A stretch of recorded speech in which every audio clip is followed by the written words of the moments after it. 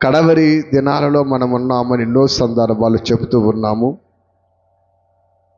ఈ చివరి దినాలలో ఎన్నో భయంకరమైనటువంటి పరిస్థితులు కూడా మనం చూస్తూ ఉన్నాము. సువార్త వ్యాప్తిలో, ఈ సువార్త పరిచర్యలో ఎన్నో అడ్డంకులు, ఆటంకులు, విపత్కారములు, పరిస్థితులు ఎన్నో వాటిని మనం చూస్తూ ఉన్నాము.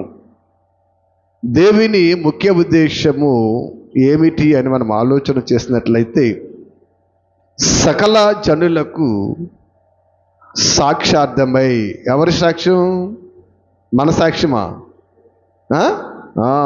దేవుని సాక్ష్యార్థమై, క్రీస్తు సాక్ష్యార్థమై సువార్త ప్రకటింపబడాలి. మారు మనసు పొందిన వారు రక్షింపబడతారు, మార్పు లేని వారు శిక్ష విధింపబడతాది. ఇది దేవుని సంకల్పము. ఇది క్రీస్తు మనకు నేర్పినటువంటి బోధ మార్గము. కాబట్టి ఈ మార్గాన్ని అనుసరించటములో, ఈ క్రీస్తు చెప్పిన మాటలు ఆచరించటములో క్రైస్తవుడిగా మన విధి ఎన్ని కష్టాలైనా, నష్టాలైనా, బాధలైనా సువార్తను ప్రకటించటమే మన విధి, మన ధ్యేయము. దానికోసము ఎంతోమంది ఎన్నో విధాలుగా ఈ సువార్త వ్యాప్తి కోసము ఎన్నో ప్రయత్నాలను చేస్తూ ఉన్నారు. ఈ సువార్త ప్రకటనలో, ఈ సువార్త ప్రయత్నంలో ప్రకటిస్తున్న వారికి, వింటున్న వారికి, బోధిస్తూ ఉన్న వారికి ఎన్నో ఆటంకాలు, ఇబ్బందులు అపవాది సృష్టిస్తూ ఉంది. అపవాది ఏం చేస్తుందమ్మా? సృష్టిస్తూ ఉంది. ఎందుకంటే ఈ సత్యము అనేది, ఈ రాజ్య సువార్త అనేది సకల జనులకు వ్యాప్తి చెందకూడదు. చెందితే ఏమవుతుందని చెప్తున్నాడు? దశలోనికి పత్రిక చెందేమమ్మా ఏం చెప్తాడేమ్మా? సకల జనులకు. ఎప్పుడైతే ఈ లోకమంతటన ఈ సువార్త ప్రకటింపబడతాదో అప్పుడు అంతము వచ్చేస్తుంది. ఏమొస్తుందమ్మా? అంతం వస్తుంది. కాబట్టి ఇప్పుడు ఈ రాజ్య సువార్త సకల జనులకు లోకమంతటా ప్రకటింపబడినప్పుడు అంతము వస్తే ఎవరికి నష్టం? అపవాదికి నష్టం, మనకు కాదండి. దేవుని కొరకు బ్రతికే వాళ్ళకి నష్టం ఉండదు, సంతోషమే. దేవుని కోసము బ్రతికే వాళ్ళకి సంతోషంగా ఉంటుంది, నష్టం ఉండదు. అంతము వస్తే అపవాదికి నష్టము. కాబట్టి వాడు చేస్తున్నటువంటి ఎన్నో ప్రయత్నాలు ఏంటంటే, ప్రారంభము నుంచి ఇప్పటి వరకు కూడా ఈ సువార్తను సకల జనులకు వ్యాప్తి చెందకుండా ఉండటమే ఎన్నో అడ్డంకులను, ఎన్నో ఆటంకములను వాడు కలిగిస్తూ ఉన్నాడు. ఎందుకంటే లోకములో సువార్త చాలా ఉంది, కానీ అన్ని సువార్తలు సత్య సంబంధమైనవి కావు. అన్ని మార్గాలు దేవునికి ఇష్టమైనవి కావు. అందరూ దేవుని పిల్లలు కాదండి. బాప్తిసం తీసుకోవచ్చు ఏంటి? బాప్తిసం తీసుకుని దేవుని నమ్మినంత అందరూ దేవుని పిల్ల కాదండి. ముసుగు వేసుకని వేషాన్ని ధరించేవారు చాలామంది ఉన్నారు. గొర్రెతోలు కప్పుకున్నట్టు గొర్రెతోలు కప్పుకున్నటువంటి తోడేళ్ళు చాలామంది ఉన్నారు. కాబట్టి ఇటువంటిది కాదు దేవుడు కోరుకునేది. సత్యము అందరికీ ప్రకటింపబడాలి. ఏం ప్రకటింపబడాలమ్మా? సత్యము, నిజం అనేది అందరికీ ప్రకటింపబడాలి. అది దేవుడు కోరుకున్నటువంటి సంకల్పము సువార్త. కాబట్టి ఆ సువార్తను ఈ ప్రపంచమంతటా నలుమూలలా వ్యాపింపచేయాలి అని ఏదైతే దేవుడు చెప్పాడో, క్రీస్తు నేర్పించాడో, ఆ మాటను పట్టుకుని ఇవాళ దేవుని పిల్లలు అనేక మంది ఎండనక వాననక ఆకలనక దప్పికనక శ్రమ అయినా ఇబ్బంది అయినా బాధ అయినా రోగమైనా వ్యాధి అయినా నిందలైనా బాధలైనా ఎన్నో వాటిని భరించుకుంటూ సహించుకుంటూ దెబ్బలు తింటూ ఉమ్ము వేసిన తుడుచుకుంటూ ఏంటి బూతులు తిట్టినా పడుతూ ఇలాగా ఎన్నో కష్టాలు శ్రమలకు వచ్చి ఈ దేవుని సువార్తను ప్రకటిస్తూ ఉన్న వారి లోకములో చాలామంది ఉన్నారండి, ప్రకటింపబడుతూ ఉంది. అయితే ఇటు సువార్తను లోకానికి ప్రకటించకుండా అపవాది ఎన్నో అడ్డంకములు ఎన్నో ఆటంకములను కలిగిస్తూ ఉంది అనే సంగతి ఎన్నో సందర్భాలు దేవుడు చెప్పుకుంటూనే వచ్చాడు. కాబట్టి ఒకసారి మనం ఆలోచన చేసినట్లయితే పౌలు గారు తిమోతికి రాస్తూ ఒక చక్కటి మాటను చెబుతూ ఉంటాడండి. తిమోతికి రాసిన 2వ పత్రికలో 2వ అధ్యాయములో తిమోతికి రాసిన 2వ పత్రికలో 2వ అధ్యాయములో 8-9 వచనాలు ఒకసారి మనం చూస్తే అక్కడ అంటూ ఉన్నాడు ఆయన, నా సువార్త ప్రకారము దావీదు సంతానములో పుట్టి మృతుల నుండి లేచిన యేసుక్రీస్తును జ్ఞాపకము చేసుకొనుము. అంతే కదా. ఇవాళ లోకానికి వెళ్ళి మనం ప్రకటించేది కూడా ఏంటి? ఏం ప్రకటిస్తున్నారు అందరూ కూడా? యేసుని నమ్మండి, యేసుని అంగీకరించండి, యేసునందే రక్షణ, యేసునందే నిత్య జీవము. ఆ యేసుని మీరు నమ్మాలి, వెంబడించాలి, అంగీకరించాలి. ఇదే పౌలు చెప్పిన, అపోస్తలులు చెప్పిన, మనము చెప్పిన, ఎవరు చెప్పిన ఈ సువార్త. ఏది? యేసు క్రీస్తుని గురించి.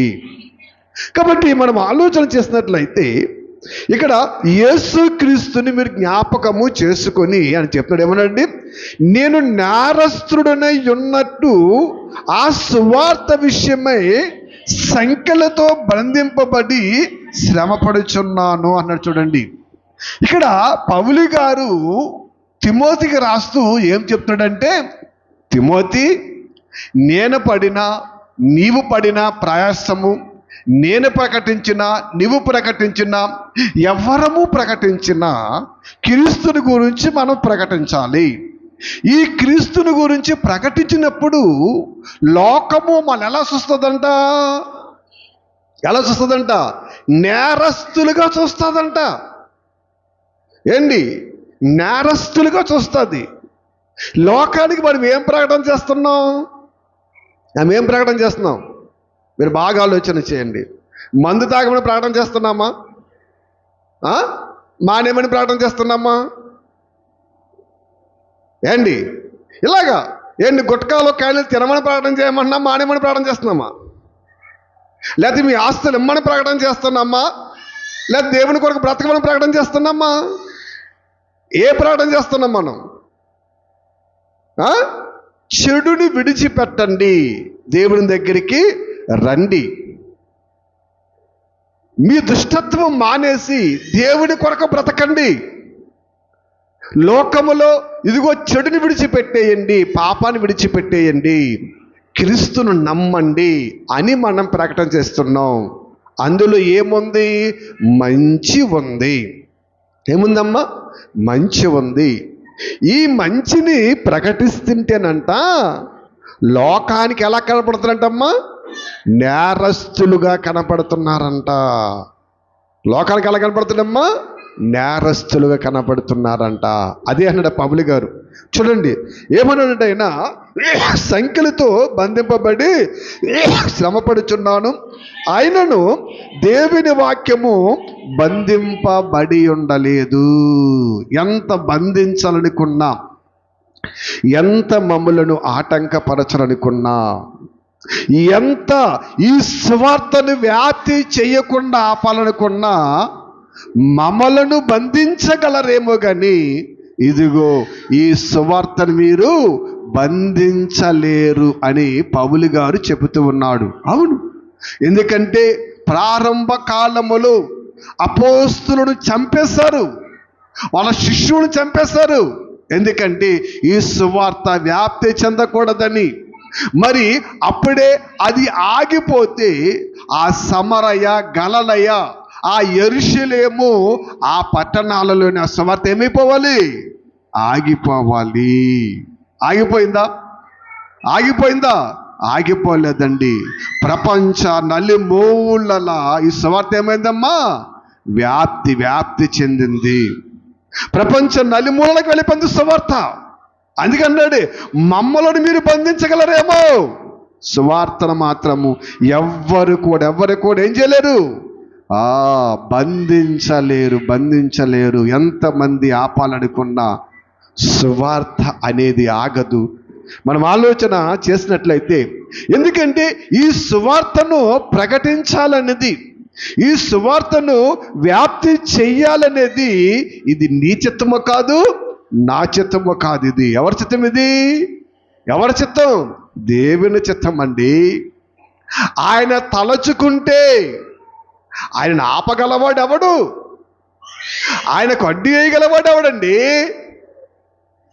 ఆయన ఆపగలవాడెవడు? ఆయనకు అడ్డు వేయగలవాడెవడు? అసలే ఆయనకి ఎదురాడి వాదించగలవాడెవడు?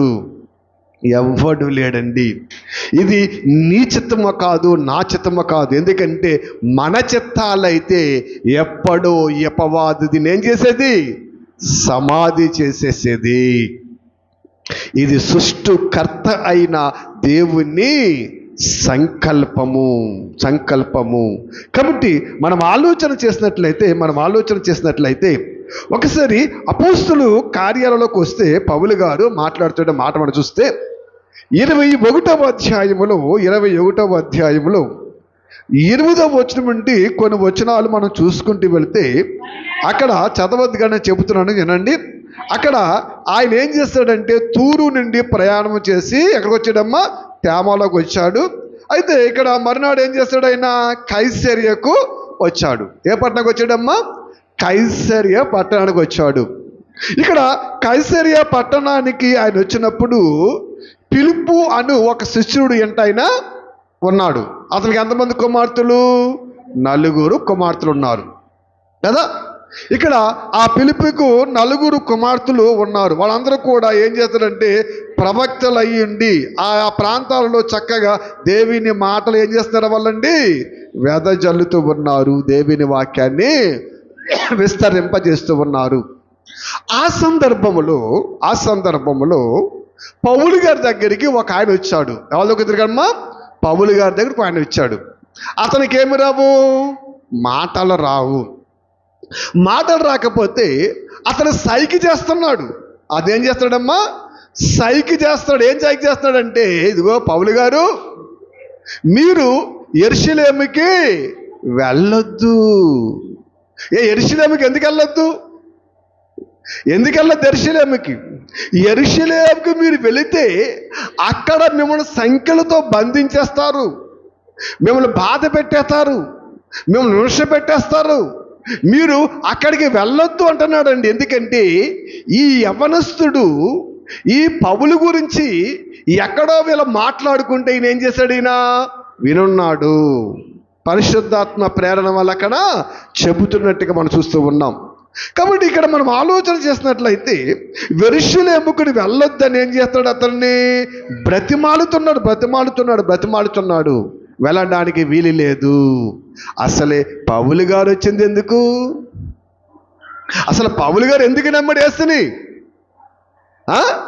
పౌలు గారు యేసును చూసి పారిపోవడానికి కాదు, చంపుతున్న వారు చూసి భయపడి పారిపోవడానికి కాదండి, క్రీస్తు కొరకు ప్రాణాన్ని ఇవ్వడానికి వచ్చాడు పౌలు గారు.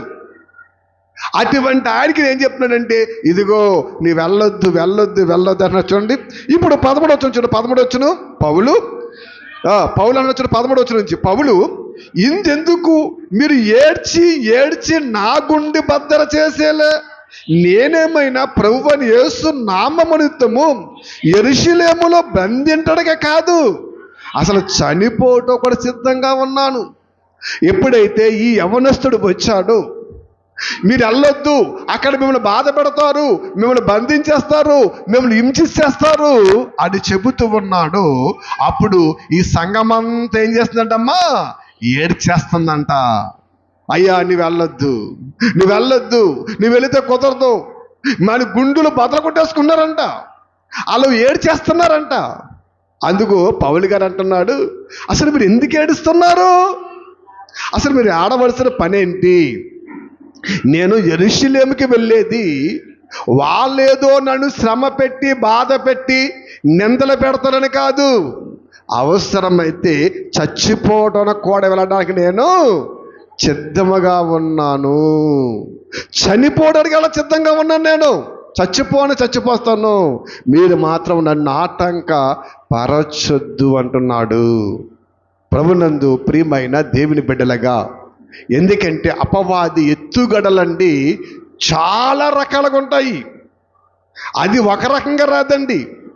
మనం ఒక దారిలోంచి వెళ్తే అది మరొక దారిలోంచి వస్తుంది. మన దృష్టికి న్యాయమైనది కనపడుతుంది, కానీ అది ఎవరి దృష్టికి కనపడాలి? దేవుని దృష్టికి కనపడాలి. పౌలు యెరూషలేము వెళ్ళాలి, కానీ వెళ్ళకుండా ఆటంకపరచడానికి అపవాది ఎన్నో ఎత్తిగడ వేస్తుంది. ఆ సంగతిని ఎరిగిన పౌలు, ఇదిగో బాధ పడటానికే కాదు, ఇదిగో నేను చచ్చిపోవడానికి కూడా సిద్ధముగా ఉన్నాను అని చెప్పి అన్న. చూడండి, అతడు ఒప్పు కొననందున మేము ప్రభు చిత్తము జరుగునుగా కానీ ఊరుకుంటిమి. పౌలు గారు ఒప్పుకోలేదు. ఒప్పుకోకపోతే వెళ్ళేమన్నారు ఎందుకను? ప్రభు చిత్తము జరుగునుగాక. అసలు ప్రభు చిత్తమే అది. ఏ చిత్తము? ప్రభు చిత్తమేది. ఈయన యెరూషలేము వెళ్ళాలి, యెరూషలేములో ప్రకటించాలి. ఏమన్నా కదా, ఏమన్నాడు? ఈ పౌలును నేను ఎందుకు ఎన్నుకున్నాను, ఈ పౌలును ఎందుకు నేను చేరదీస్తాను అంటే, ఇతడు నా నామము నిమిత్తము నా నామమును భరించుటకును ఎన్నో శ్రమలు అనుభవించ వలెనని అతనికి చూపుందని చెప్తాడు. చూడండి, ఇక్కడ మనం ఆలోచన చేస్తే అసలు దేవుని చిత్తం ఏంటంటే, పౌలుడు దేవుడు ఎన్నుకున్నది ఎందుకంటే, ఈ పౌలు దేవుని నామాన్ని భరించాలి.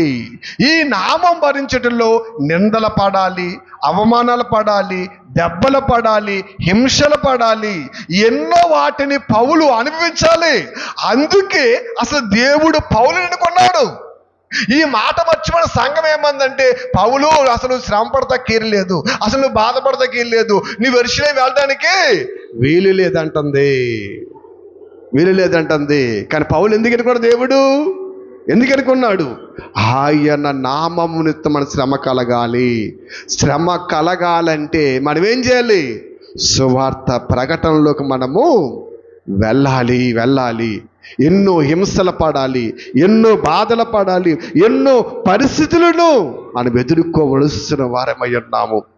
నేటి కాలంలో జరుగుతున్నటువంటి పరిణామాలు, పరిస్థితులన్నీ ఇవేనండి. ఇవన్నీ ఇవే. ఎందుకంటే వాళ్ళేమవుతుందిలే అనుకున్నది ప్రపంచము. కానీ వేళ అర్థమవుతుంది సాతానికి, ప్రపంచానికి, అయ్య బాబో ఈ క్రైస్తవ్యం అంటే, ఈ క్రీస్తును ధరించిన బిడ్డలంటే అసలు మామూలు వాళ్ళు కాదు. ఇలా మొండి వాళ్ళ వెళ్ళు, మరణానికి ఎదురెళ్ళేవారు వెళ్ళు, దేవుని కోసం ఏదైనా చేసేవారు వెళ్ళు, దేవుని కోసం ప్రాణాలను సహితము వెనుదీయని వీరులు వెళ్ళు అనేటువంటి భయము ఇవాళ ఈ ప్రపంచానికి పట్టుకుంది. ప్రభునందు ప్రియమైన దేవుని బిడ్డలుగా, అందుకే ఇవాళ సువార్తను ఆటంకపరుస్తూ ఉన్నారు. ఇవాళ సువార్తను వెదజల్లకుండా, సువార్తను ప్రకటించకుండా ఎన్నో భయానక పరిస్థితులను కలిగిస్తూ ఉన్నారు. చట్టాలు చేస్తూ ఉన్నారు, రాజ్యాలు స్థాపిస్తూ ఉన్నారు. ఎన్ని చట్టాలు చేసినా, ఎన్ని రాజ్యాలు స్థాపించినా ఇదిగో మన దేవుని రాజ్య సువార్త ఆపటము ఎవ్వరి తరము కాదు. ప్రభునందు ప్రియమైన దేవుని బిడ్డలుగా ఆలోచన చేయండి. పౌలును దేవుడు ఎందుకు అనుకున్నాడు? నా నామమును భరించుటకు, నా కోసము నిందలు భరించుటకు, నా కోసము ఎన్నో శ్రమలు భరించుటకు ఇదిగో నేను ఇతడును ఎన్నుకున్నాను కదా. ఇప్పుడు ఆ పౌలకు మాట చెప్పాడు. ఏం చెప్పాడు? మీరు కూడా నన్ను పోలి నడుచుకోండి. మరి పౌలును ఆయన నామాన్ని భరించుటకు, నిందలు భరించుటకు, అవమానాలు భరించుటకు దేవుడు ఎన్నుకున్నప్పుడు మరి మనల్ని ఎందుకు పిలిచాడు? మనము కూడా ఈ రాజ్య సువార్త వ్యాప్తిలో నిందలైనా, కష్టాలైనా, బాధలైనా ఏమైనా సరే మనం ఏం చేయాలి? భరించుకుంటూ ముందుకెళ్ళిపోవాలి. కాలము బహు కొంచెముగా ఉంది. చాలా దగ్గరలో మనం ఉన్నాము. సమయం అయిపోయింది. దుర్మార్గపు రోజులు, భయంకరమైన రోజులు. లోకములో మంచి లేదు, మంచికి స్థానము లేదు. కాబట్టి బాగా మనం ఆలోచన చేయాలి. దేవుని రాజ్య సువార్త కొరకు లోకములో మనము కూడా ఆ రీతిగా బ్రతకవలసిన వారమై ఉన్నాము. ఇలాగా ఈ సువార్త వ్యాప్తి చెందేటప్పుడు, ఈ సువార్త ప్రకటించేటప్పుడు చాలా మంది దేవుని వాక్యాన్ని వినకపోయినా మనం ఏం చేస్తూ ఉన్నాం? ప్రకటిస్తూనే ఉండాలి. ఎందుకంటే చూడండి, అలాగా ప్రకటిస్తున్న వారు కొంతమంది ఏమన్నారంటే, ఒకసారి యోబు గ్రంథంలోకి వస్తానండి. యోబు గారు చక్కగా రాస్తూ ఉంటాడు. ఒకసారి యోబు గ్రంథము 21వ అధ్యాయం తీయండి ఒకసారి అందరూ. యోబు గ్రంథం 21వ అధ్యాయము 14 నుంచి చదువుతాం. 14 నుంచి చూడండి. వారు అంటారంట, నీ మార్గముల గురించి జ్ఞానము మాకక్కర్లేదు, నీవు మమ్మల్ని విడిచిపోమ్మని దేవునితో చెప్పుదురు. మేము ఆయనను సేవించుటకు సర్వసత్తుడగుని దేవుడెవడు? మేము ఆయన గురించి ప్రార్థన చేయుట చేత మాకేమి లాభము కలుగును అని వారు చెప్పుదున్నారు. చూడండి, ఈ ప్రకటించేటప్పుడు, ఈ రాజ్య సువార్త వ్యాప్తి చేసేటప్పుడు అంటండి రకరకాలుగా చెబుతూ ఉంటారంటండి. నిజమే. ఎందుకంటే ఇక్కడంటే మనకి తెలివిగానండి కొన్ని అన్య ప్రాంతాలకు వెళ్ళినప్పుడు ఎలాగ ప్రశ్న వేస్తారు. మేము ఏజెన్సీ వెళ్ళినప్పుడు ఎలాగ ప్రశ్న వేసేవారు, ఈ దేవుడు ఎవరండి? మేము ఎప్పుడు వినలేదండి. మీ దేవుడు అంత గొప్పోడా? ఒకడైతే ఇదిగో కోడిని కోసేసి కోడిని బతికించమను. ఇలాగ రకరకాలు. అసలు మేము ఎందుకు ప్రార్థన చేయాలి? మేము ఎందుకైనా నమ్మాలి? ఇలాగ చాలా పిచ్చ ప్రశ్నలు వేస్తూ ఉంటారండి. పిచ్చ ప్రశ్నలు వేస్తూ ఉంటారు. ఎందుకంటే వారి మనోనేత్రలు ఏమైపోయినవి? మోసుకుపోయినవి. ఏంటి? దేవుని రాజ్య సువార్త, క్రీస్తుని గురించి, దేవుని గురించి ఎంత చెప్పినా మనకు అర్థం కాదు. అందుకని వారు అంటారంట, నీ మార్గముల గురించి జ్ఞానం మాకు అక్కర్లేదయ్యా, నీ జ్ఞానం మాకు అక్కర్లేదు, నీవు మమ్మను విడిచి వెళ్ళిపో, నువ్వు మా దగ్గర ఉండటానికి వీలు లేదు అని ఎవరితో అంటారంట? దేవునితోనే అంటారంట. ఏంటి దేవునితో అంటామంటే ఏంటి? డైరెక్ట్గా దేవునితో అంటారనుకున్నారా? మనం చెప్పినప్పుడు వినకపోతే, మనం చెప్పినప్పుడు ఆలకించకపోతే ఆయనను త్రోసివేసినట్లే. కాబట్టి చాలా జాగ్రత్తగా దేవుని మాటలు మనం వినాలి. ఈ లోకములో చాలా భయంకరమైన దినాల్లో మనం ఉన్నాము. మరణానికి అతి దగ్గరలో మనం ఉన్నాము. రాకడ చాలా సమీపంగా ఉంది. చూడండి ఏమంటున్నాడమ్మా, ఆయన సేవించుటకు అసలు సర్వశక్తుడు ఎవరైనా మేము సేవిస్తాకి ఆయన ఎటువంటి వాడు? ఎవరు అంటాడండి. ఈ ప్రశ్న వేసిన ఎంతో మంది ఆ సర్వశక్తుడి నీడల్లో బ్రతికార తెలుసండి. ఇటువంటి ప్రశ్న వేసిన వారే ఒక సాధు సుందర సింగ్ కానీ, ఒక ఆర్ఆర్కే మూర్తి గారు కానీ, ఇలా చెప్పుకుంటే వాళ్ళు చాలామంది ఉన్నారండి. వీళ్ళందరూ కూడా ఎవరి మీ దేవుడు? ఎందుకు మాకు జ్ఞానం వద్దు? ఈయన మేము ప్రార్థించడం, ఈయన ప్రార్థించడం మాకే లాభము అన్నవారేనండి. వీళ్ళందరూ ఆ జ్ఞానము రుచి చూసి అదే క్రీస్తుని లోకానికి ప్రకటించారు.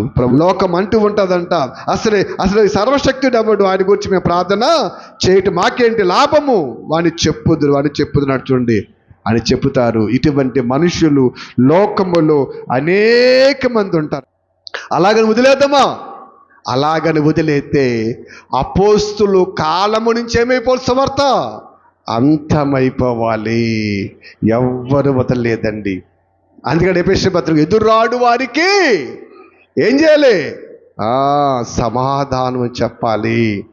సమాధానం అంటే తిట్టమని కాదండి, సమాధానం బూతి తిట్టమని కాదండి. అలా తిట్టెత్తిమ తెచ్చుకున్నాం ఏంటి? సాత్వికత ఏం చేయాలి? మనము జగడం ఆడేవాడికి సాత్వికత మనము సమాధానం చెప్పాలి. కాబట్టి ఇక్కడ మనం ఆలోచన చేస్తే ఇటువంటి వాళ్ళు లోకంలో ఉన్నారు. వీళ్ళందరూ ఏ స్థితిలో ఉన్నారంట? ఏ స్థితిలో ఉన్నారు వీరు బ్రతుకుల్లో క్షేమము లేదు. ఎక్కడికి వెళ్ళిపోతున్నారు వీళ్ళు? నరకానికి జారిపోతున్నారు. ఆ భయంకరమైన నరకానికి వెళ్ళిపోతున్నారు. ఇదిగో అటువంటి వారిని మనం ఏం చేయాలి? రక్షించాలి. దేవుడు ఈ లోకములో మనకు నేర్పింది అదే. ఏమి నేర్పాడంటే రక్షింపబడిన నీవు మరొకరిని రక్షించాలి. రక్షింపబడమని ఏం చేయాలమ్మా? మరొకరిని రక్షించాలి. అంతే కదా. ఇప్పుడు తలంతులు తెలుసు కదా స్టోరీ. మా దాంట్లోకి వెళ్తే మా టైం ఎక్కువ, సబ్జెక్ట్ ఎక్కువైపోద్ది. తలంతులు తెలుసు కదా. ఒక తలంతు 2 తలాలు ఇచ్చాడు, 5 తలాలు ఇచ్చాడు. దాని భావం ఏంటి? ఒకటి చూడు ఏం చేశాడు అంటే అర్థం ఏంటి? వాడు ఎలా రక్షింపబడ్డాడు అలాగే ఉన్నాడు.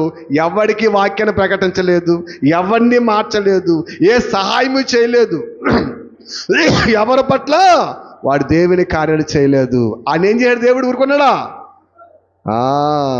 2 చూడు ఏం చేయడు? యుద్ధం రక్షించాడు. 5 చూడు ఏం చేశాడు?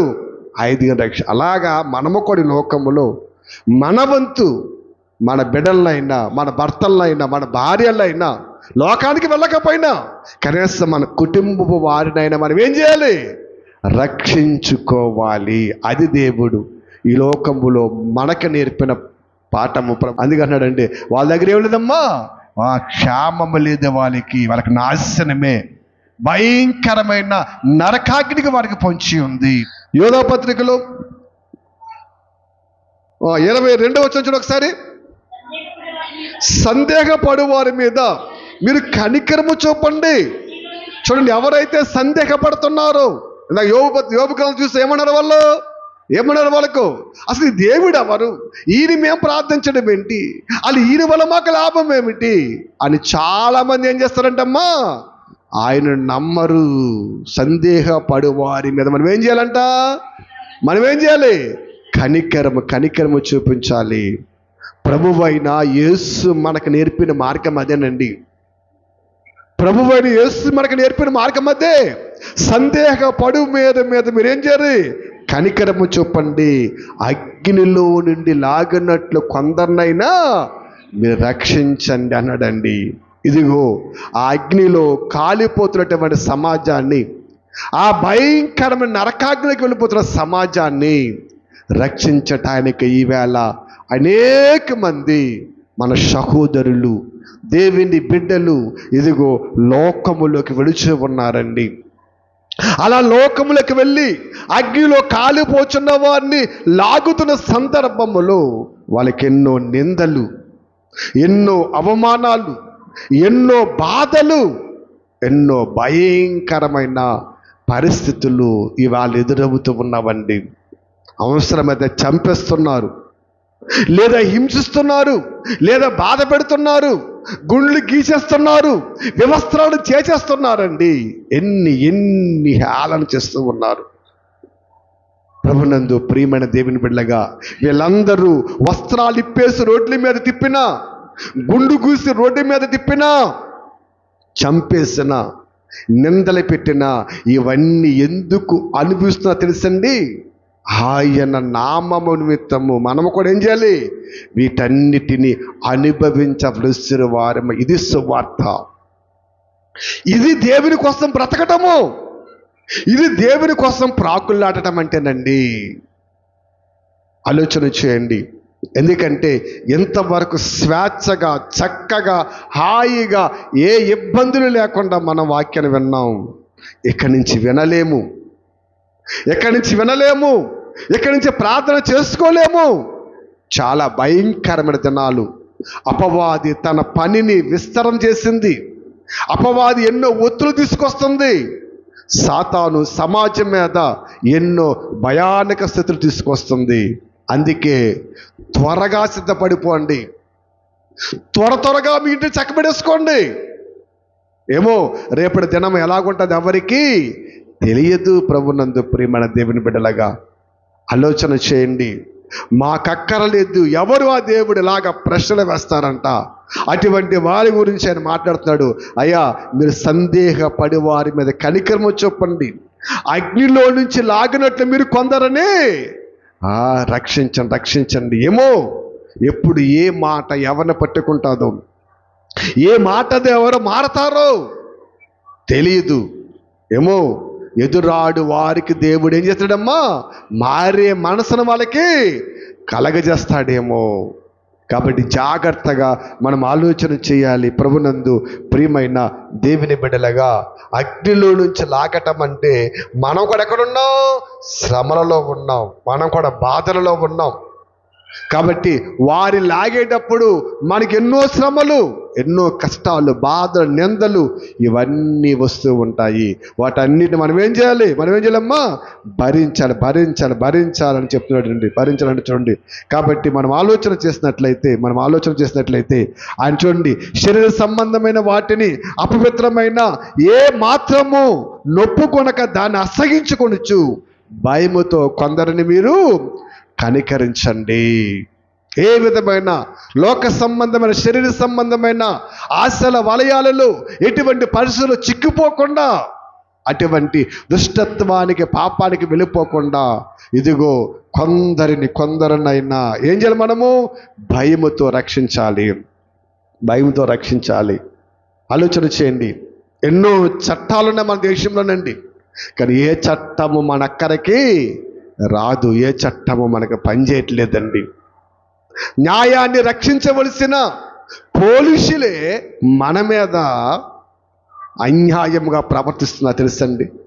చెప్పండి మీకు, శుక్రవారం గోదావరి కనిలో, తెలంగాణలో గోదావరి కనిలో అక్కడ ఆ యవనస్తుడిని ఆ పత్రికలు చింపించి చెత్తబుట్టలు వేయించి ఆ పత్రికని ఆ యవనస్తుడిని నేల మీద వంగి ముక్కు నేలకు రాసి బొట్టు పెట్టి జై శ్రీరామ్ అని పిలిపించింది ఎవరు తెలుసా?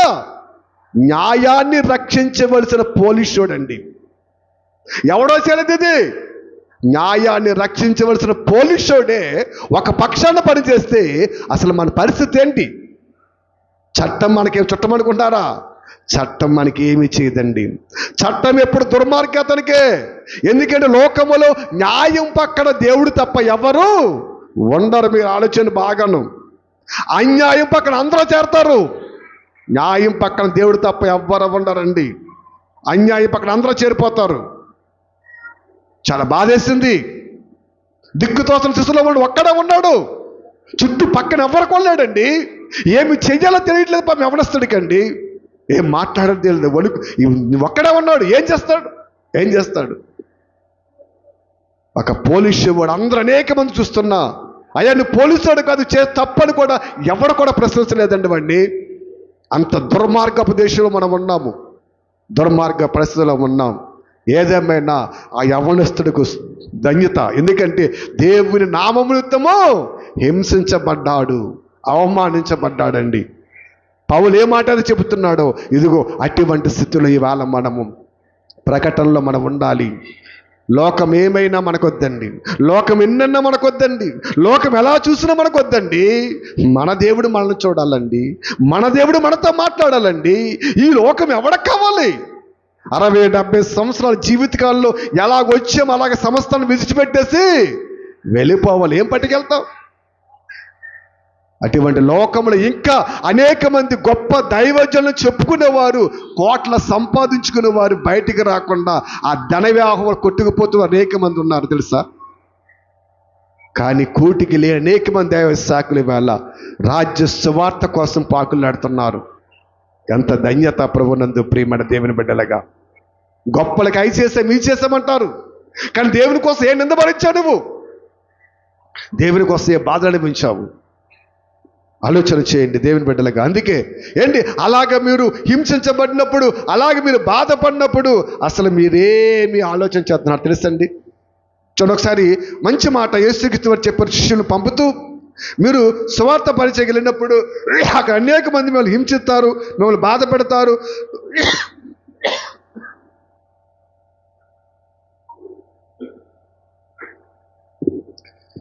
ఎన్నో ఇబ్బందులకు మనం గురి చేస్తారని చెప్పినప్పుడు ఒకసారి మత్తయి సువార్త 10వ అధ్యాయం ఉంటుంది. 10వ అధ్యాయము మత్తయి సువార్త 10వ అధ్యాయము 12 నుంచి చదువు. చూడ ఒకసారి 12 నుంచి చూడండి, పైనుంచి వద్దులే కానీ. ఆ ఇంటిలో ప్రవేశించు, ఇంటి వారికి సొమ్మని చెప్పండి, ఆ ఇల్లు యోగ్యమైతే మీ సమాధానము దాని మీదకి వస్తుంది, అది అయోగ్యమైతే మీ సమాధానము తిరిగి మీ ఇంటికి వస్తుంది. ఎవడైనను మిమ్మల్ని చేర్చుకొనక మీ మాటలు వినకుండిన ఎడల మీరు ఆ ఇంటినైనను ఆ పట్టణమునైనను విడిచిపోయినప్పుడు మీ పాదధూళి దులిపివేయండి. మీరు వెళ్ళారు, మీరేం చేశారు? ప్రకటన చేశారు. మీరు వెళ్ళి ప్రకటన చేస్తున్నప్పుడు ఎదుగో అక్కడ ఆ పట్టణము కానీ ఆ ఇంటి కానీ అసలు ఎవరైనా సరే మీ మాట వినకపోతే, మిమ్మల్ని హింసిస్తే, మిమ్మల్ని బాధ పెడితే మీ పాద ధూళి అక్కడ దులిపేసి వచ్చేయండి. పాదధూళి ఎందుకు తోపాలి ఏమ్మా? అసలు పాదధూళి ఎందుకు దులిపొచ్చేయాలి? పాదధూళి ఎందుకు దులిపొచ్చేయాలి? రేపొద్దుట వాళ్ళు నిన్నెన్ని హింసలు పెట్టారు, వాళ్ళు నిన్నెన్ని బాధలు పెట్టాడు, అదుగో నీవు దులిపిన ఆ పాదధూళి ఆ న్యాయాధిపతి ఎదుట ఏం చెప్తుంది? సాక్ష్యము చెప్తుంది రేపొద్దుట. ఆ న్యాయాధిపతి ఎదుట సాక్ష్యం చెప్తుంది అక్కడ. కాబట్టి ఆలోచన చేయండి ప్రభునందు ప్రియమైన దేవుని బిడ్డలుగా మనం ఆలోచన చేసినట్లయితేనండి పాదధూళి మనం ఏం చేయాలి? దులిపేయాలి. అందుకే అసలు నేను ఎప్పుడు చెబుతూ ఉంటానండి, లోకములో ఎన్నన్నా భరించండి, మీకు ధన్యత అండి, మీకు ధన్యత. కానీ క్రైస్తవులు ఈ సత్యాన్ని విడిచిపెట్టేసి వీటి కోసమో పరిగెడతారండి. అదే బాధ అంతానండి. మాట అంటే పడము, నిందంటే పడము, ఏమి పడము. ఎక్కడొచ్చేత పరలోకం రావాలండి ఎన్నో నిందలు పడాలి, ఎన్నో బాధలు పడాలి, ఎన్నో అవమానాలు పడాలి. లోకముని నువ్వు పనికిరాని వాడు అంటుంది, లోకముని దోషికిన పడుతుంది, లోకముని దొంగ అంటుంది, లోకముని ఎన్ని అనాలు అన్నీ అంటదండి. అనాలి. అనకపోతే నీవు దేవునిలో నింద పడవు. కాబట్టి ఇలాగ మీ పాదధూళి దులిపేసి వచ్చేయండి అని చెప్తున్నా చూడండి. అప్పుడు ఏమంటే చూడమ్మా, ఎవడైనా మీరు చేర్చుకోకపోతే అక్కడ విడిచిపెట్టి వచ్చేయండి అని చెప్పుడు. విమర్శ దినమందు ఆ పట్టణపు గతి కంటేనంటండి సొదొమ గొమొర్రా ప్రదేశము గతి వారవదగినయుండునేమన్నాడండి. అయ్య బాబోయ్, అసలు ఈ మాట ఎంత భయంకరమైన మాట మీకు తెలుసండి. ఆ పాదధూళి దులిపొచ్చేస్తానండి రేపు విమర్శ దినమందు రాకడలోనంటండి. అసలు ప్రపంచంలో ఎంతవరకు మనం చదువుకున్నాం కదండి, ఆది కాండం నుంచి ప్రకటన గ్రంథం వరకు ఎంతవరకు చదువుకున్నాం కదా. ఎంతవరకు మనం చదివిన చరిత్ర అంతట్లో ఇన్ని వేల సంవత్సరాల నుంచి ఘోరమైన దుర్భరమైన భయంకరమైన పాపం చేసిన పట్టణం ఏది కదా? సొదొమ గొమొర్రా మనం చెప్తుంటాం కదా. భయంకర పట్టణం ఏంటండి? సొదొమ గొమొర్రా అంత భయంకరమైంది. ఇప్పుడు అంట నువ్వు వెళ్ళే కదా, నువ్వు ప్రకటించే కదా, నువ్వు దులిపొచ్చేస్తావు కదా, నిన్ను నిందలు పెట్టేస్తారు కదా, బాధలు పెట్టేస్తారు కదా. ఇప్పుడంట ఆ సొదొమ గొమొర్రా ఈ పట్టణం కంటే వారవదగినదంటండి. అదే మంచిదంట, అదే మేలంట, అదే వారవదగినదా? నేను అంతకైనా ఘోరమైన పాపమా? అవును. ఎందుకంటే అప్పుడు వారు తెలియక చేసిరి, ఇప్పుడు నువ్వు తెలియచి చేస్తూ ఉన్నావు. దేవుడు ఊరుకోడండి. నువ్వు తెలియచేస్తే దేవుడు ఊరుకోడు. రెండంతలో శిక్ష, భయంకరమైన శిక్ష అండి. అసలు దేవుడు ఊరుకోడండి. రేపు విమర్శ దినమందు ఇదిగో ఆ పట్టణములో నువ్వు హింసించబడ్డావని, నువ్వు చంపబడ్డావని, నువ్వు అవమానం చేయబడ్డావని నువ్వేం బాధపడక నాయనా, నువ్వేం బాధపడకమ్మా, నువ్వేం బాధపడక, విడిచిపెట్టే. సొదొమ గొమొర్రా కంటే దీని గతి మరీ హీనముగా ఉంటుంది, చాలా భయంకరంగా ఉంటుంది. నీవు ధన్యుడవు, నువ్వు ధన్యరాలమంటున్నాడు. చాలా భయంకరమైన దినాల్లో మనం ఉన్నామండి.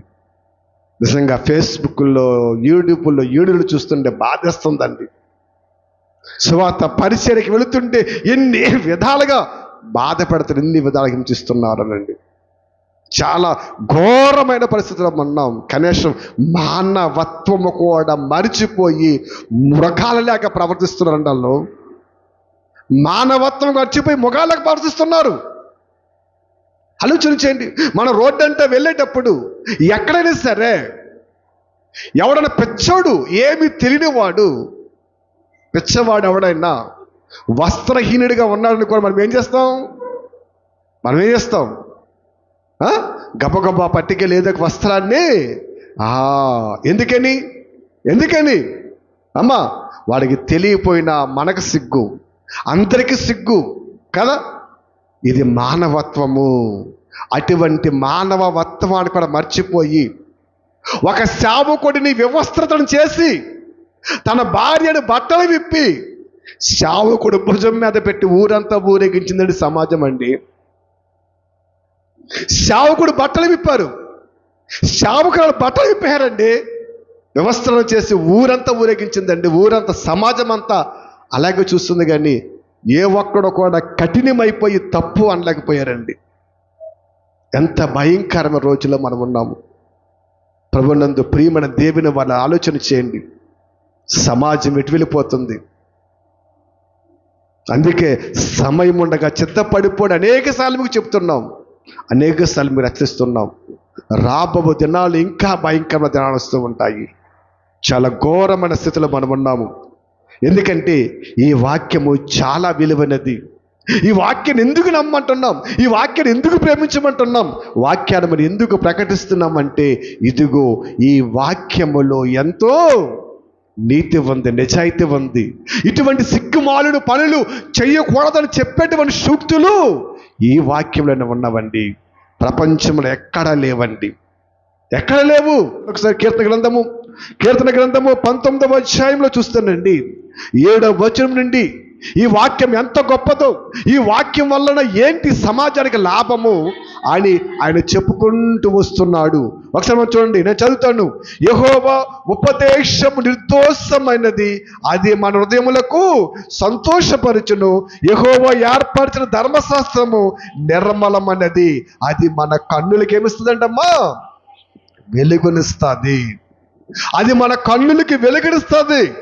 అది నీ కన్నుకి వెలుగునిచ్చింది కనుకే ఇలాగ చెప్పుకుంటూ వచ్చు. చూడండి 11వ వచనంలో, నీ మాటల వలన నీ చావకుడు ఏం చేస్తాడమ్మా, హెచ్చరిక నుండినంటండి. ఈ వాక్యాన్ని ఎందుకు నేర్చుకోమంటున్నాం, ఈ వాక్యాన్ని ఎందుకు వినమంటున్నాం, ఈ వాక్యాన్ని ఎందుకు మనం అనుసరించమంటున్నాం అంటే ఈ వాక్యము మనలో ఉన్న పాపాన్ని బయటికి తీసి, మనలో ఉన్న దుష్టత్వాన్ని బయటికి తీసి మనలను మంచి మార్గములో, సన్మార్గముల మనలను నడిపిస్తుంది, మన హెచ్చరిక చేస్తూ ఉంటుంది. ఆలోచన చేయండి. ఏంటి, వాక్యం ఎరిగిన మనము ఏదైనా పాపము చేయాలంటే మనం ఏం చేస్తామండి, భయపడతాం. అయ్య బాబు, దేవుడు చూస్తున్నాడు, దేవుని వాక్యం ఎలా మాట్లాడుతుంది కదా. ఏంటి, పరిశుద్ధాత్మ ప్రేరణ ఉండి భయభక్తులు ఉన్న వారికి అసలు మన హృదయం ఊరికో తెలుసండి. చిన్న తప్పును కూడా గద్దించేస్తుంది. రే, నువ్వు చేసే తప్పు, నువ్వు మాట్లాడే తప్పు, ఒకసారి ఆలోచించుకుంటూ ఉంటుందండి. అదిగే హెచ్చరిక చేస్తుంది. ఏంటి, ఈ వాక్యము మన పాపం అంటకుండా, మలినం అంటకుండా, లోకములోకి పడి వెళ్ళిపోకుండాను.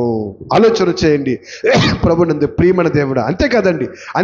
ఇదేం చేద్దంట, మన పొరపాట్లు మనకి చెబుతాదంటండి. ఏం చేద్దామా, తన పొరపాటు కనుగొనగలగాని వాడు ఎవడు అన్నాడండి. కానీ ఈ వాక్యాన్ని మనం నేర్చుకుంటే, ఈ వాక్యాన్ని మనము చదివితే, ఈ వాక్యము మనలో ఉన్న పొరపాట్లు కూడా మనకి చెబుతుంది కదా. ఈ పొరపాటు గురించి మనకు బాగా తెలుసు కదా. ఆర్ఆర్కే మూర్తి గారు ఏం చేయడైనా బైబిల్లో తప్పులు చదవాలని ప్రారంభించాడంట. బైబిల్ ఏం చేసింది? ఆయన పొరపాట్లు తప్పులు ఆయనకి చెప్పి దేవుని దగ్గర నడిపించింది. అదే కదా బైబిల్ చెప్తుంది. తప్పు చెయ్యొద్దంటుంది, పాపము చెయ్యొద్దంటుంది, పరిశుద్ధిగా బ్రతకమంటుంది. అంతకుమించి బైబిల్ ఏం చెప్తుంది? మరి ఇది చెప్పడమే తప్ప సమాజంలో?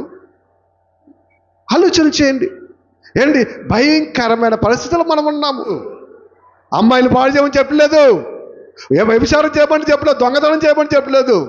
వ్యభిచారం చేత పట్టబడిన స్త్రీని నా యేసు పిలిచి, అమ్మా ఇక్కడి నుంచి నీ వ్యభిచారము చెయ్యొద్దన్నాడు. చేయమన్నాడా? చెయ్యొద్దన్నాడు.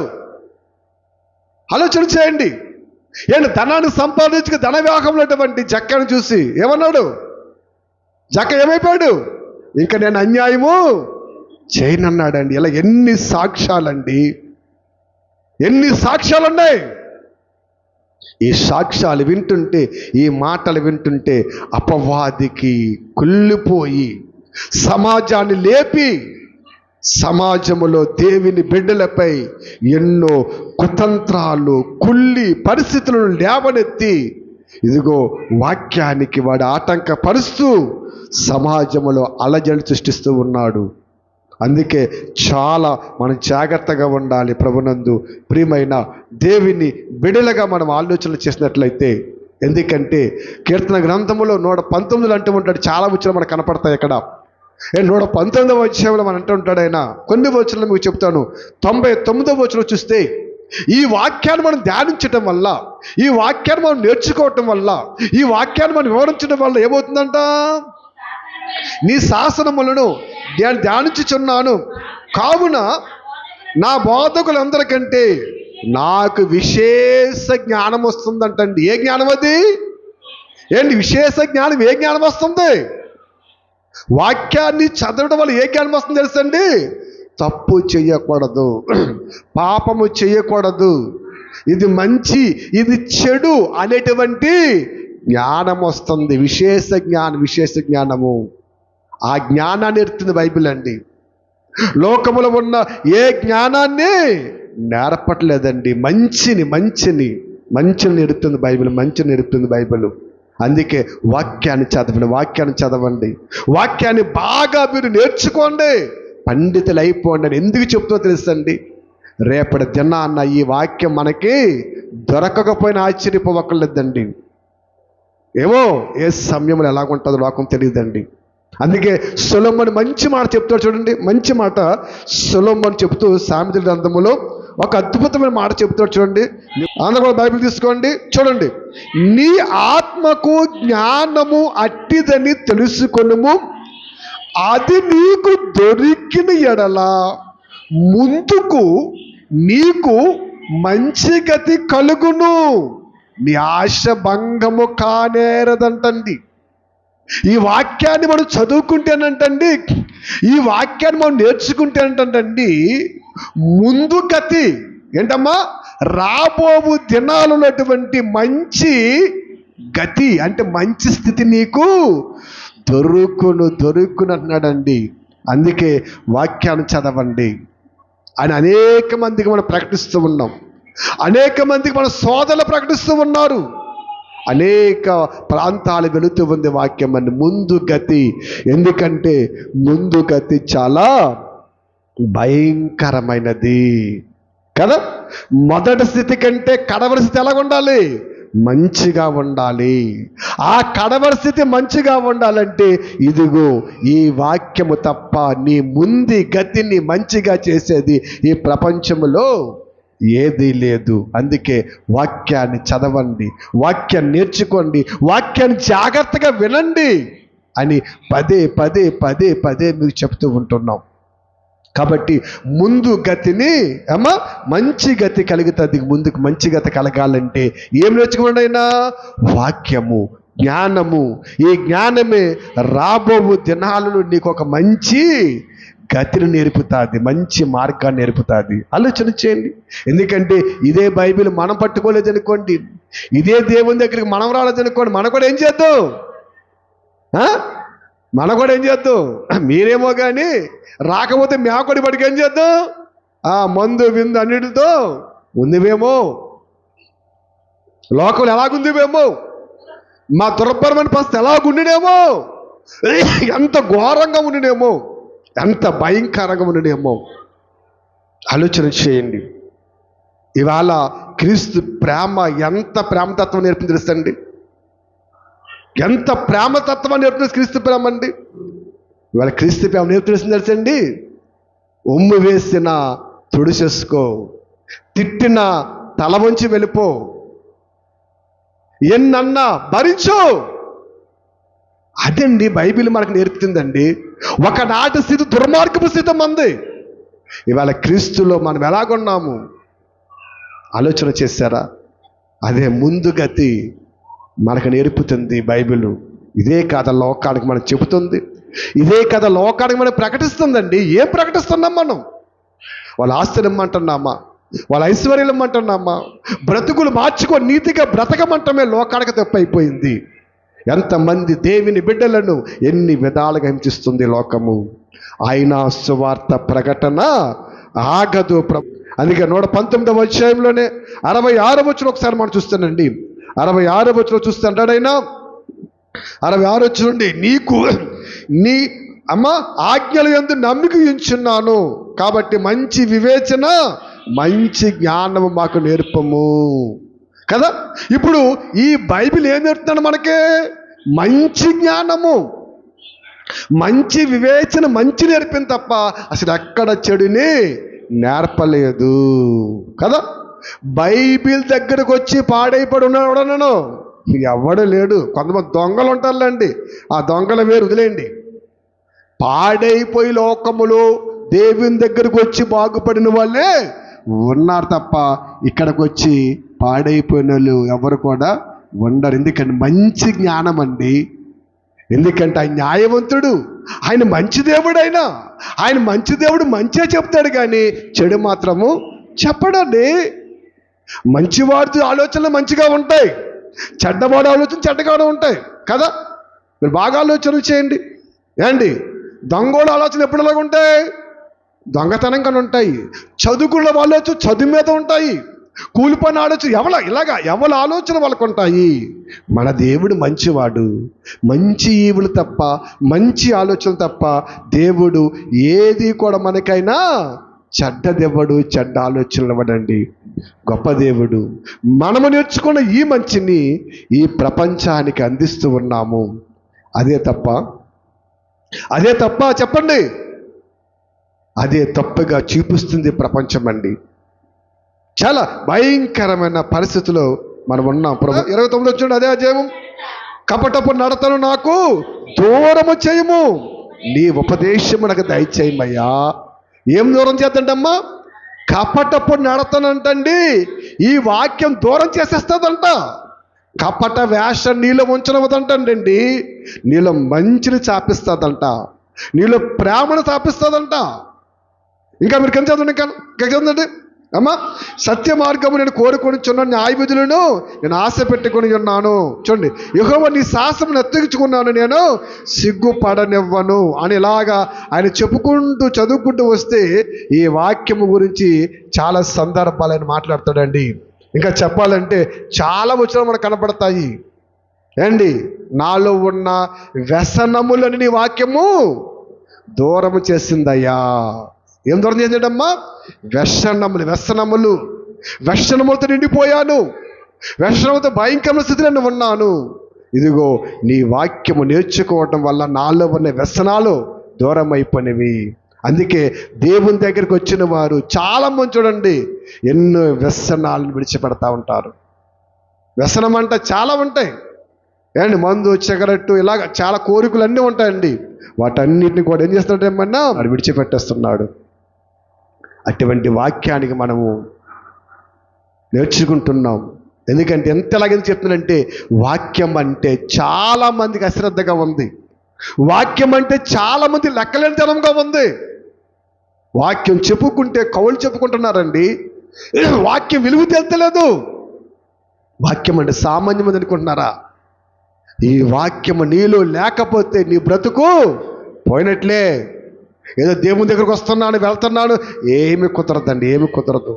ఎందుకంటే ఈ వాక్యమే నీలో ఉన్న దుష్టత్వాన్ని మానుపుతుంది, నీలో ఉన్న చెడ్డ అలవాట్లు మానుపుతుంది. నేను నీతిగా నిజాయితీగా ఈ వాక్యము తప్ప ఏది నిలబెట్టదండి. అందుకంటాడు పౌలు గారు దశలోనికి రాసిన పత్రిక చివరి చూడండి. దశలోనికి రాసిన 2వ పత్రిక 3వ అధ్యాయం 3వ వచనం. అయితే ప్రభువు నమ్మదగిన వాడంటండి. ఎవరంటమ్మా?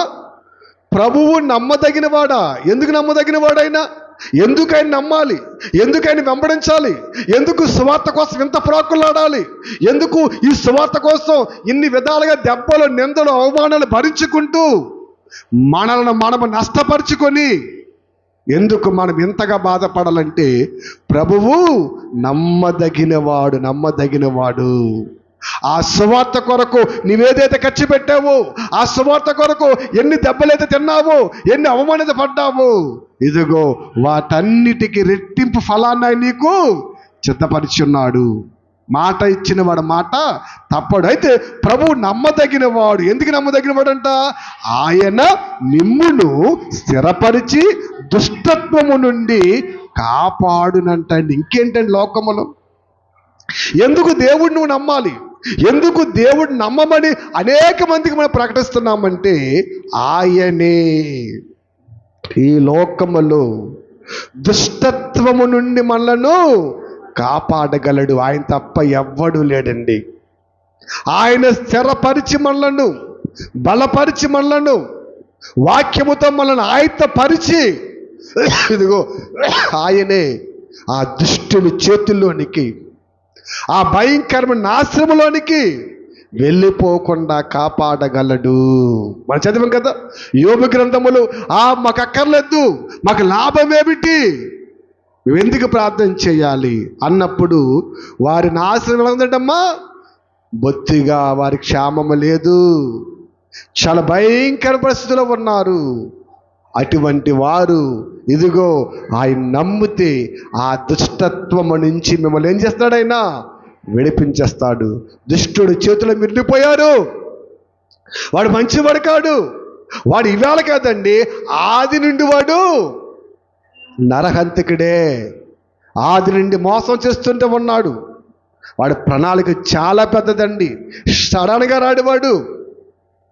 ఒక్కోటి అల్లుకుంటూ వస్తాడు. చాలా జాగ్రత్తగానండి, చాలా జాగ్రత్తగా మనం ఉండాలి. ఇవాళ ఎన్నో విధాలుగా మనం చెప్తున్నాం. కాబట్టి చూడండి, ఆయన మిమ్మల్ని స్థిరపరిచి దుష్టత్వం ఏం చేస్తాడు? మిమ్మల్ని కాపాడును. అందుకే దేవుడిని నమ్మండి అంటున్నాం, వాక్యాన్ని వినండి అంటున్నాం, యేసు యొద్దకు రమ్మంటున్నాం. ఆ రాబోవు ఆ మహాభయంకరమైనటువంటి ఆ గతి నుంచి నిన్ను కాపాడగలిగినవాడు,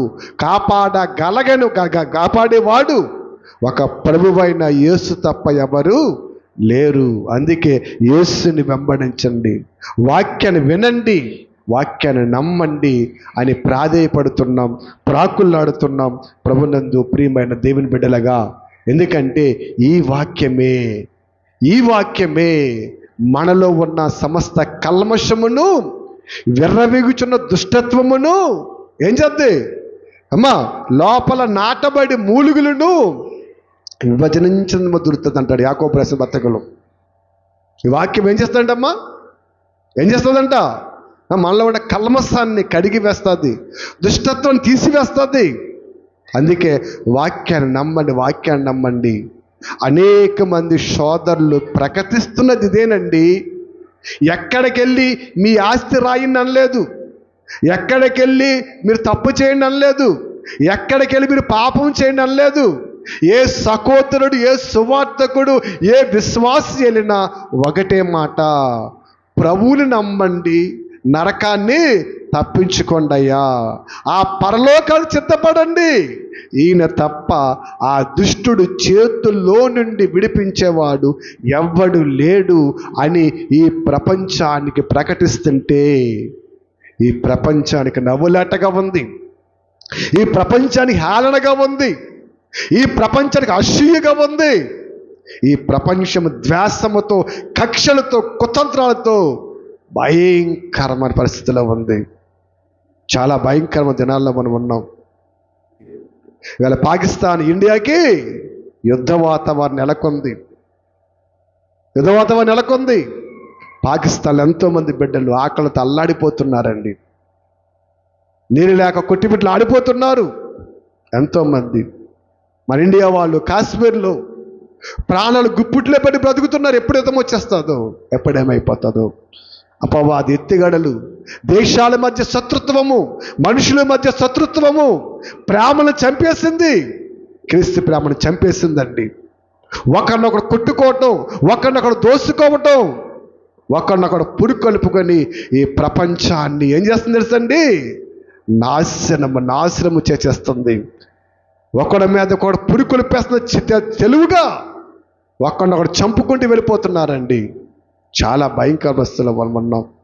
అందుకే వాక్యాన్ని నమ్మండి, వాక్యాన్ని వినండి అని ఇంతగా ప్రాధేయపడి మీకు చెబుతున్నాము. ఎందుకంటే చాలా దిక్కులా ఇలాగా సత్యాన్ని ప్రకటింపేవారు లేరు, తెలుసా? సత్యాన్ని ప్రకటించేవారు చాలా దిక్కు లేరు. సత్యము దొరకక అనేక మంది అల్లాడిపోతున్నారండి. మీకు ప్రతి మాట చక్కగా అట్టిపండు ఒలిసి పెట్టినట్టు మీకు పెడుతున్నాం. నీకేమైపోయింది? ఇప్పుడు ఎక్కువైపోయింది. దాని విలువ మీకు తెలుస్తలేదు. రేపు చచ్చిపోయాక తెలుస్తుంది. అప్పుడు గుండెలు బాదుకున్నా ఏ ఉపయోగం లేదు. ఏది అనుకుంటున్నారా? అలా చెప్తారులే, ఆ ఇద్దరికి పైన ఏమంది పార్టీ పాటలు ఇద్దరికనే అనుకుంటున్నారా? రేపు ఎవ్వడు కూడా మళ్ళీ ఆ గతి నుంచి తప్పించలేడు. ఆ గతి కోసం ఆయుష్ ఉండగానే మనం సిద్ధపడతాం. ఏమో దారంట వెళ్తూ చచ్చిపోతామేమో, పొడుకుని లెక్కలు చచ్చిపోతామేమో, మాట్లాడుతూ చచ్చిపోతామేమో, ఏమైపోతే తెలియదు. ఆలోచన చేయండి. చాలా భయంకరమైన వ్యాధులు ఈ ప్రపంచాన్ని చుట్టుముట్టినవండి. ఎన్ని మందులు కనుక్కుంటుంటే అంతకు విరుద్ధమైన వ్యాధులు వస్తున్నాయి, తెలుసా? ఇప్పుడు మళ్ళీ వ్యాధి వచ్చింది. ఏ వ్యాధి అనుకున్నది? బ్రెయిన్కి సంబంధించిన వ్యాధి అంటానండి, తెలుసా? అది వస్తేనంటండి కొన్ని రోజుల్లో మనిషి అన్నీ మర్చిపోతాడంట. దేవుని మర్చిపోతాడు, అన్నీ మర్చిపోతాడు. ఆలోచన